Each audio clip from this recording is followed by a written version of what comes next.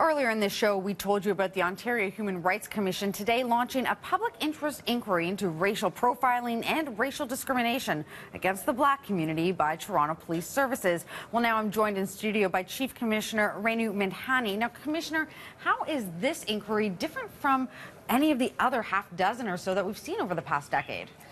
So why this inquiry is different is we're actually seeking quantitative data, so statistical information about very specific police interactions with civilians. So everything from stop and question, traffic offenses, charging under things like simple drug possession, as well as bail and remand, to really understand which particular interactions raise issues of disparity and maybe which ones don't.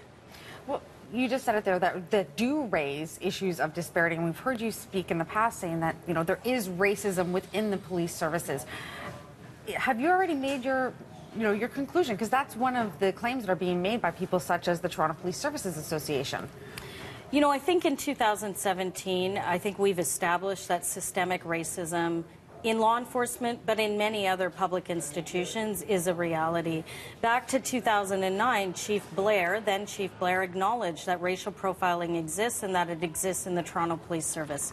So I think what this inquiry about isn't establishing whether racial profiling exists or not, but actually isolating the types of interactions where this issue may arise, so that we get beyond actually a debate about racism and whether police are racist or not, and really actually look at the quantitative data to isolate the kinds of interactions that have been of concern to community, and which, quite honestly, courts and tribunals over the last 10 years have found multiple instances of racial profiling and racial discrimination.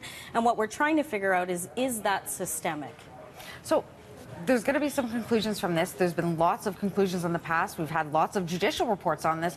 What do you hope will actually come out of the final report in terms of actionable things?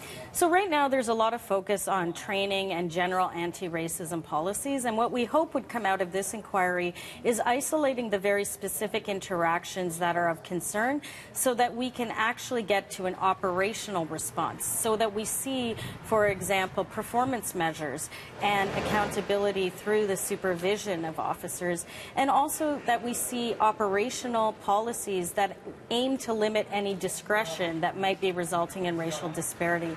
So this is about going beyond just general training and nice statements, and actually trying to figure out, where does this practice exist, if it exists, and if it does, what are the very targeted ways to address it. And why Toronto Police? Why not look at Peel or Durham or OPP?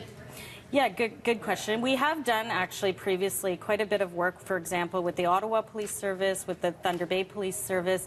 We have a long history with the Toronto Police Service that goes back more than 10 years, and which includes actually being involved in a project with them, where we actually sat down with them and dedicated our staff resources to work with them to address racism and racial profiling.